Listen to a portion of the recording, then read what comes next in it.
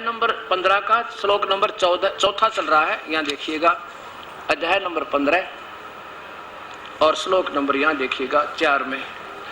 अब कहता है, और गीता बोलने वाला भगवान कहता है कि अर्जुन तुझे वो संत मिल जाना इस सारे ब्रह्मांडों के बारे में, तीनों भगवानों की व्यवस्था, ब्रह्मा विष्णु महेश की सही बताने वाला। उसके पश्चात उसके चरणों में गिर जाना। उसके पश्चात उस परम पद रूप परमेश्वर को भली भांति खोजना चाहिए। उस परमेश्वर की तलाश करनी चाहिए जिसमें गए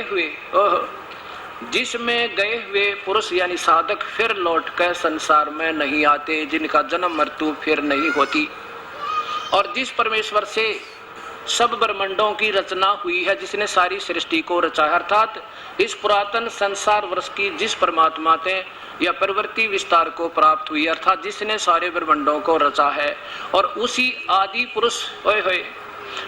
आदि पुरुष नारायण के मैं शरण हूँ, मैं भी उसी के अधीन हूँ, ये ब्रह्म कहता है। मैं भी उसके दास हूँ, मैं भी उसके टुकड़ों पर पल रहा हूँ, वो मेरा सुप्रीम बॉस है, मैं भी उसी की शरण में हूँ। और इस प्रकार इस दृढ़ निश्चय करके उस परमेश्वर का मनन और निधि ध्यान करना चाहिए। अपनी नहीं बताता, उस परमेश्वर की। अब वैसे तो मैंने बार बार बहुत बता चुका हूँ, ये सीडी आप ले लेना, इसमें भी आपको बहुत व्याख्या होगी। अब नंबर आता वेदों का, कि वेदों में परमात्मा साकार है और वो उसका नाम कबीर है। अब देखिएगा,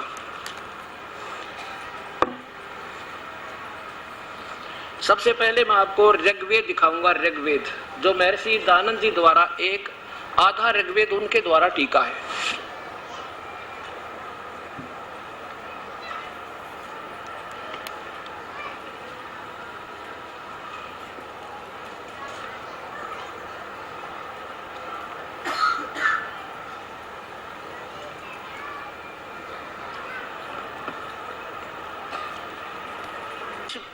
महर्षि दानंद जी ने जब वेदों का सरलार्थ प्रारंभ किया विक्रमी संवत 1934 में। अब देखिएगा, इन्होंने सबसे पहले ऋग्वेद को प्रारंभ किया, उसके बाद आधा इसको छोड़ के फिर यजुर्वेद को प्रारंभ किया इन्होंने, क्योंकि ऋग्वेद बहुत लंबा था और यजुर्वेद थोड़ा छोटा वेद है। तो इस महापुरुष ने जब इस पवित्र शास्त्र का अनुवाद प्रारंभ किया तो महात्मा जी ने स्पेशल टिप्पणी दी है कि भाई जहां अग्नि शब्द हो ना, उसको परमात्मा का बोध परमेश्वर समझना चाहिए। वैसे तो अग्नि बिना अग्नि माने आग सब ने बेरा है, और उसका धार्मिकता के आधार पर आध्यात्मिक शब्द तो शांति बताते हैं, तो उन्होंने विशेष टिप्पणी दी, देखिएगा आपके सामने। और यही बुरा लग रहा मेरा, मैं तो ज्यों की त्यों पढ़कर सुनाऊं सो और फिर पेट में दर्द होता। भाई कमाल की बात है, क्यों दुख क्यों है? पहला देखते लो, दास ने कोई गलत तो नहीं कहा। अब देखो आपके सामने प्रथम मंडल महर्षि दानंद सरस्वती द्वारा टीका है इसका।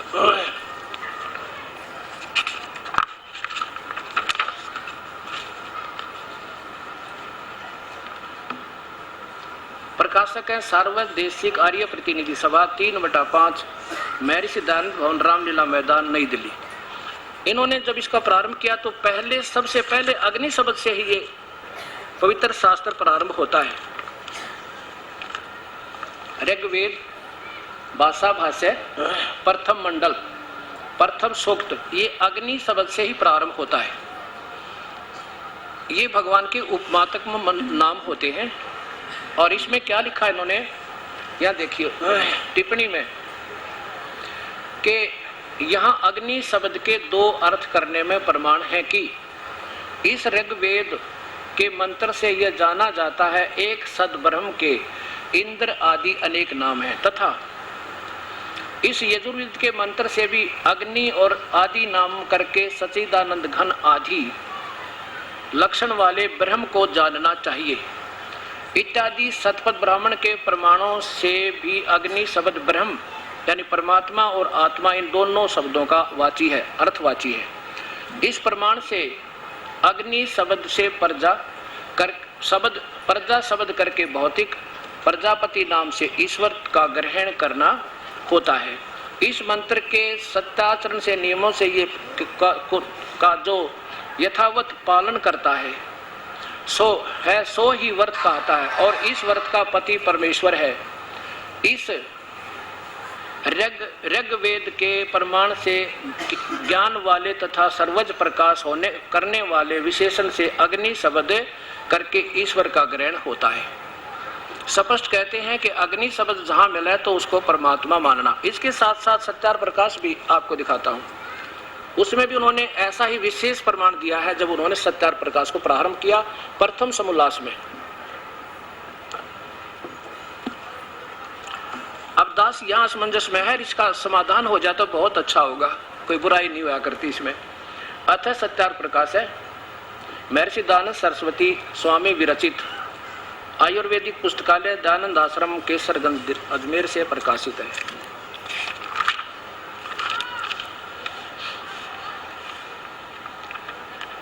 महर्षि दयानंद सरस्वती स्वामी विरचित वैदिक पुस्तकालय दयानंद आश्रम केसरगंज अजमेर। इन्होंने पहले ही प्रथम ही समोल्लास में टिप्पणी दी है, विशेषकर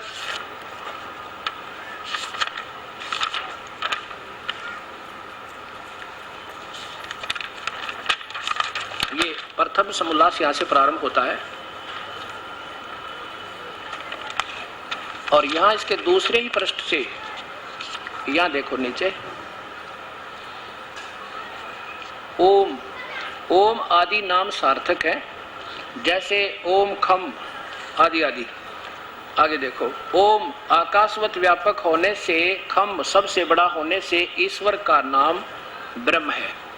ये ब्रह्म को अंतिम यानी परमात्मा मानते हैं। ब्रह्म ईश्वर का नाम इसलिए ब्रह्म है, ओम उसी का नाम है ब्रह्म का। आगे देखो, आगे ये तो हो गया फाइनल। अब यहाँ आगे चलो, यहाँ ऊपर देखो, इधर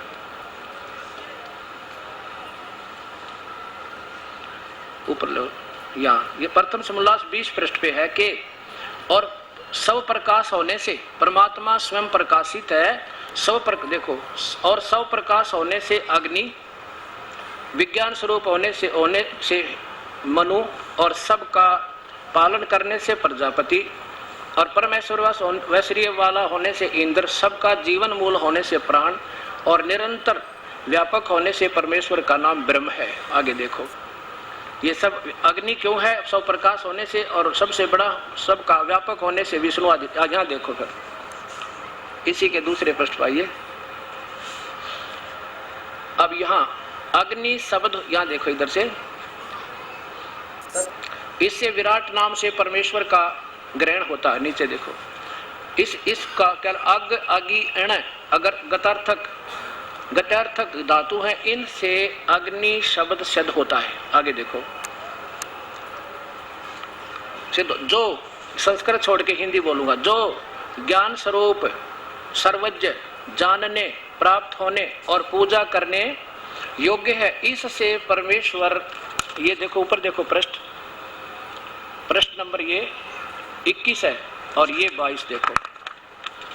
इसलिए परमेश्वर का नाम 22 पर नाम अग्नि है, यानी जहां भगवान का नाम अग्नि मिला है उसको परमेश्वर समझना, वो परमेश्वर का बोध कराता है।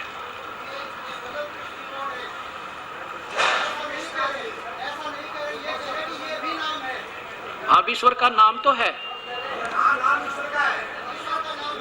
अब डट जाओ,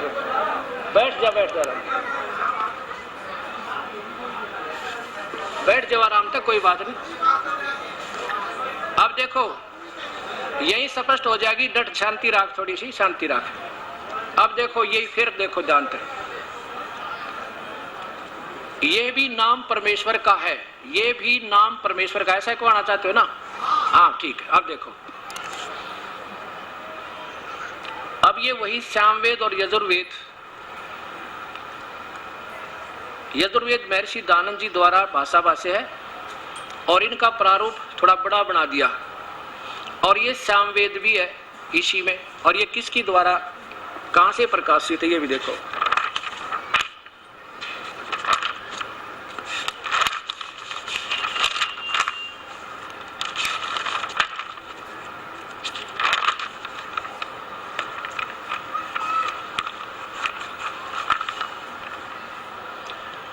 ये है प्रधान कार्यालय दयानंद संस्थान, वेद मंदिर, महात्मा वेद भिक्षु सेवा आश्रम, मुखमेलपुर, दिल्ली। यहाँ से ये प्रकाशित है। और यहां देखिएगा इस स्वामी जी ने, वेद भिक्षु जी ने इसका टीका किया श्याम वेद का, और इन्होंने महर्षि दानंद जी के दृष्टिकोण को मध्य नजर रखते हुए इसका टीका प्रारंभ किया कि जहां अग्नि शब्द हो उसको परमेश्वर का नाम समझना, ये भी नाम परमेश्वर का है।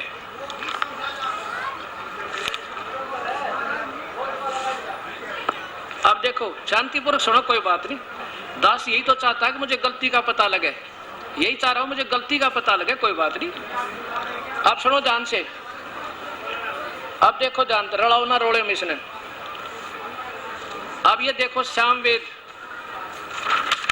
ये महर्षि दयानंद जी के आधार पर टीका किया गया। देखो ये श्याम वेद प्रथम श्लोक है, अग्नि माने ईश्वर, देखो ध्यान से, अग्नि माने ईश्वर। आगे देखो प्रथम श्याम वेद के पहले श्लोक में और दूसरे में अग्नि माने हे परमेश्वर, अग्नि माने हे ईश्वर को, अग्नि माने परमेश्वर, अग्नि माने ईश्वर, अग्नि माने ईश्वर, अग्नि माने परमेश्वर। आगे देखो अग्नि माने ऊपर देखो, अग्नि माने परमेश्वर ईश्वर, अग्नि माने परमेश्वर, अग्नि माने परमेश्वर, अग्नि माने परमेश्वर, और नीचे देखो अग्नि माने और इस मतलब ढेर सारे जो के तो हैं, कोई बात नहीं।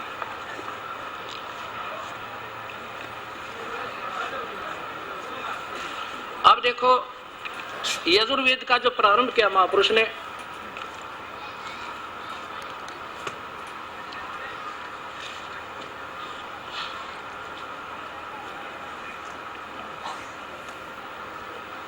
यजुर्वेद को देखेंगे अब हम इसको। इसमें अग्नि माने परमेश्वर, अग्नि तनुअसी, परमात्मा सह शरीर ऐसा लिखा है। अगर फिर भी गलत है कोई बात नहीं, फिर ठीक कर लेंगे। जब दास ने कोई गलती कह दी होता है, महर्षि दयानंद सरस्वती द्वारा भाषा भाष्य है।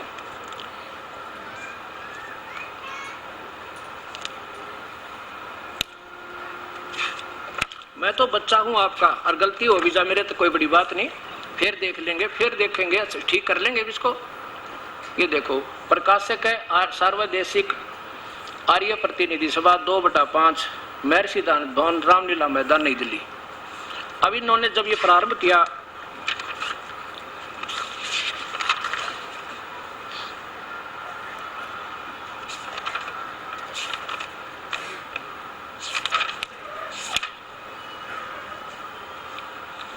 ये अथर्व सामवेद का ना यजुर्वेद का ही देखिएगा, प्रथम अध्याय, प्रथमोध्याय, और इधर देखो श्लोक नंबर, मंत्र नंबर नीचे देखो, मंत्र नंबर 5 में क्या लिखा है? अग्नि, अग्नि माने परमेश्वर, सत्य उपदेश करने वाले परमेश्वर। अच्छा, और देखो कई जगह इनमें कम से कम 50 जगह इन्होंने अपने हाथ से अग्नि माने परमेश्वर लिखा। अब 15वें श्लोक में, इसी प्रथम अध्याय के 15वें श्लोक में क्या आ गया? अग्नि तनुरसी। अब तनु माने तो दास ने देखा शरीर है, डिक्शनरी में भी और महापुरुष ने भी तनु माने शरीर लिखा है। अग्नि मेरे समझ में नहीं आया, अग्नि माने फिर इन्हीं के लेख देखे सारे, जब पता चला अग्नि माने परमेश्वर है। ये देखियो, अब ये अध्याय नंबर प्रथम का, और ये देखो मंत्र नंबर 15 है, अग्नि तनुरसी। अग्नि माने परमेश्वर, तनु माने शरीर, असी माने है परमात्मा, सह शरीर है। दास की ये सोच है, उसका गलत भी होया, और महापुरुष ने इसका यहाँ पर सरलार्थ नहीं कर रखा। 125 वर्ष हो गए इसका प्रकाशन हुए ने, अभी तक आर्य समाज इसको देख नहीं सका इसमें क्या त्रुटि है। देख लो, ये देखो भाई, अग्नि तनुरसी कहीं नहीं, इसमें ब्रैकेट देखो, ये ब्रैकेट में संस्कृत है, यहां देखो, ये देखो, और यहां देखो, यहां देखो, इसमें कहीं अग्नि शब्द या अग्नि का कहीं विचार जिक्र नहीं है। ये शब्द छोड़ रखे 11-12। अब आगे चलो, 5वें अध्याय के पहले श्लोक में फिर 2 बार आ गया भगवान सह शरीर है।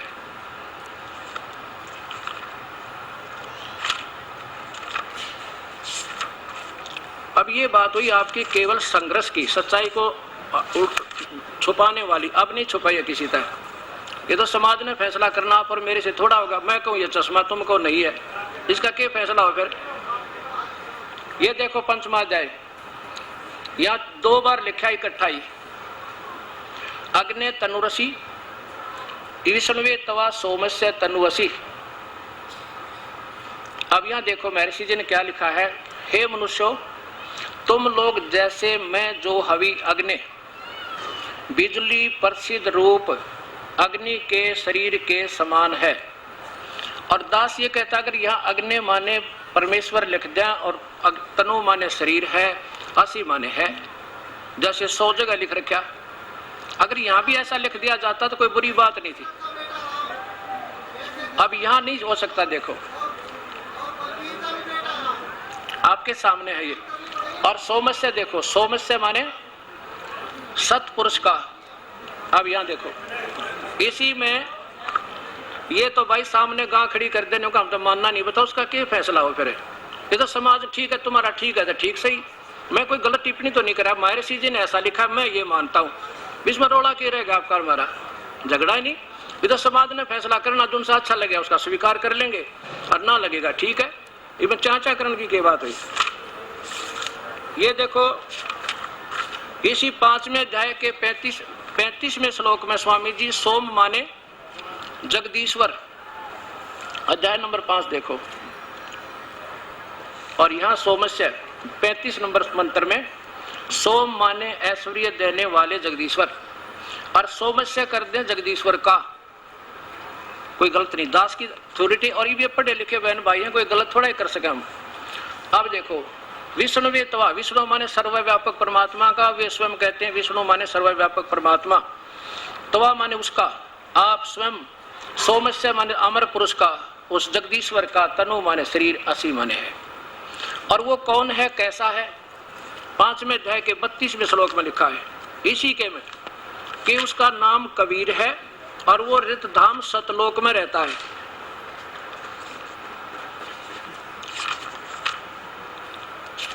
मैं तो अपनी बता रहा हूं कि मैंने ऐसे समझा है, शायद ये गलत भी हो सके, और ठीक है तो समाज मान लेगा, गलत है तो कोई बात नहीं, मत स्वीकार करो। कोई पाबंदी थोड़ी किसी पर, मैं बताऊं वो फाइनल ही है, या जिस महापुरुष ने लिख दिया वो फाइनल ही है। अब 5वां अध्याय ना देखो, ये 32वां मंत्र, उसी गसी वो कबीर अंगारी असी। अब यहाँ इन्होंने कबीर का अर्थ कान परजय कर दिया, कवि माने कान परजय। और यहाँ देखो फिर देखो वो कौन है, अंगारी माने पाप कर्मों को काटने वाला, पापों का दुश्मन। यहाँ देखो, हे जगदीश्वर जिस कारण आप कांतिमान हैं, अंगारी माने मेरे हिसाब से ये बनता है, डिक्शनरी देखी दास ने 5, अग माने पाप, अरि माने शत्रु। अंगारी माने पापों का दुश्मन, पाप कर्मों को समाप्त करने वाला, खत्म करने वाला। इन्होंने लिखा जैसा कोई बात नहीं, शत्रु, कोटे चैनल वाले जीवों का शत्रु। फिर बमबारी माने देखो, बमबारी माने बंधनों का शत्रु, हम उसे बंदी छोड़ कहते हैं। बंधनों का शत्रु, बंधन काटने वाला, कर्म दंड को समाप्त करने वाला, कर्म के बंधन को समाप्त करने वाला, खत्म करने वाला, हम उसे बंदी छोड़ कह देते हैं। सिर्फ इतना दास की सोच ये है, गलत है तो कोई बात नहीं, वो मेरे पास रहेगी, आपकी आपके पास है। अब नीचे देखो, रेत धामा, रेत धामा हम कहते हैं वो सतलोक में रहता है, और महर्षि जी ने कहा सतधाम युक्त है, वो सतलोक में है। कोई ऐसा स्थान है जो सदा रहने वाला, वहां वो परमात्मा सवर ज्योति है। ये देखो सवर ज्योति, दास ने कई डिक्शनरी मिलाई, सवर ज्योति माने स्वयं प्रकाशित है। मेरी ये सोच है, अगर ये ठीक है तो बहुत अच्छा है, समाज इसको स्वीकार कर ले। और दास अपनी बता रहा है, इसको मानना है तो माने, नहीं माने तो कोई दबाव नहीं किसी पे।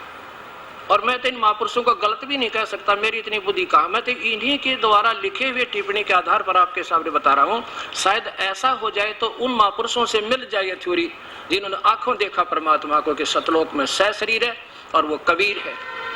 अब इन्होंने कवि का अर्थ अपसर्ग लगा के और कवि माने कांत पार्जय कर दिया। अब जैसे ये यजुर्वेद है, अब यजुर्वेद है, इसके हम हटा दें, यहाँ पे अपसर्ग लगा दें और ये र हटा दें, और इसका अर्थ कर दे, इस यजुर्वेद की महिमा गावे कोई कि एक बहुत अच्छी पवित्र पुस्तक है जिसमें यज्ञ स्तुतियां हैं, और उसमें लिखते आ जाए कि जहां पर आपको यजुर्वेद है जिसमें सारे गुण बताए, और वहां लिख दे यजु, इसका अपसर्ग लगा कर यजु का अर्थ कर दे यज्ञ स्तुतियां, और वेद माने ज्ञान, यज्ञ स्तुतियों का ज्ञान। तो उस कैसे ढूंढा उस पुस्तक ने, या लिखना पड़ेगा वो यजुर्वेद है जिसमें ये गुण बताए गए। दास की ये सोच है, अगर वहां लिख दे वह कबीर देव है, वो कबीर परमेश्वर है, तो उसको ढूंढा जा सके, क्योंकि परमात्मा है, वो शरीर में है, और उसकी विधि भी कोई और संत बताओगा, वेदों में वर्णन नहीं है। वेदों में केवल ब्रह्म तक का ज्ञान, उसी से होने वाली उपलब्धि है, और वेदों के आधार यही कबीर परमात्मा ने बताई है। और यही वेद बताते हैं कि वेदों में वर्णित विधि से प्रभु प्राप्ति नहीं होती, और जन्म मृत्यु मिटे नहीं, कर्म दंड कटे नहीं, वो तो और परमात्मा है कबीर, और उसका कोई संत मिलेगा वो बताओगा इसकी सत भक्ति, और वही मंत्र जानता है। वो 3 मंत्र हैं, ओम तो ब्रह्म का मंत्र है, और एक मंत्र जैसे ओम तत्सत पवित्र गीता में लिखा है, ये 3 मंत्र जो है उस पूर्ण परमात्मा के पाने के हैं। ओम तो ब्रह्म का, और तत् पर ब्रह्म का एक और मंत्र है, वो तत् नहीं, तत् या सांकेतिक है, और सत वो भी सांकेतिक है, वो पूर्ण ब्रह्म का। अब देखो अध्याय नंबर 17 के श्लोक नंबर 23 में यही प्रमाण दिया है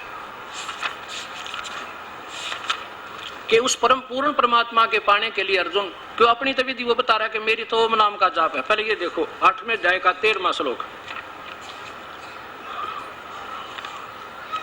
इसमें ये ब्रह्म स्वयं बोल रहा है वेदों को, गीता को भी और वेदों को भी। ये कहता है कि मेरा जो पूजा है ना वो तो केवल एक ओम नाम के जाप की, और कोई मंत्र है कोई नहीं। यहाँ देखो अध्याय नंबर 8 का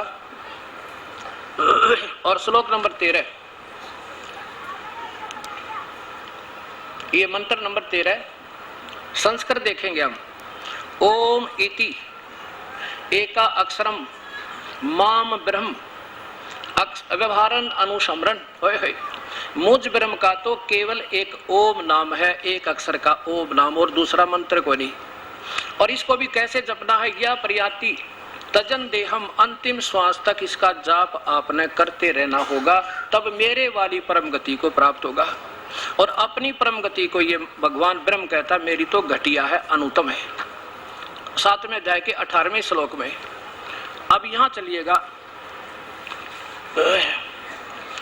अब ये उसके लिए बताता है अध्याय नंबर 17 का श्लोक नंबर 23, मंत्र नंबर 23। ऊपर देखो संस्कृत देखेंगे, ओम तत् सत इति निर्देश है ब्रह्मण त्रिविधि समर्थ है। पूर्ण परमात्मा के पाने का तो वो 3 मंत्र का जाप है। ओम ब्रह्म का, तत् ये दास बताओगा कोई और मंत्र है, वो पर ब्रह्म का, और सत वो पूर्ण ब्रह्म के। ये 3 मंत्र के जाप का निर्देश है, यानी और जाप नहीं है, केवल यही मंत्र है उस परमात्मा के पाने का, तो वो ये दास बताओगा। कोई बात नहीं, अगर दास की टिप्पणी से किसी को खेद हुआ है, किसी की आत्मा को ठेस पहुंची है, करबद्ध होकर क्षमा याचना करता है। दास की प्रार्थना के एक बार फिर देख ले सहानुभूति पूर्वक, इनको फिर मिला लो, इकट्ठे बैठकर मिला लो, ऐसे खींचा तानी मत करो। कौन बड़ा कौन छोटा, 2 दिन का जीवन, कल मर जाएंगे, परसों के देव बनेंगे, जब शास्त्र की विरुद्ध साधना हुई है। तो इसलिए प्रार्थना है मेरी, और दास की ये मजबूरी होगी सत्य को खुल्लम खुल्ला कहने की। अब चाहे सिरदर्द की बाजी है तो भाई सच्चाई सामने लानी पड़ेगी, कभी न कभी किसी ने तो बीड़ा चा बनाए पड़ा करे। बोलो सतगुरुदेव की जय।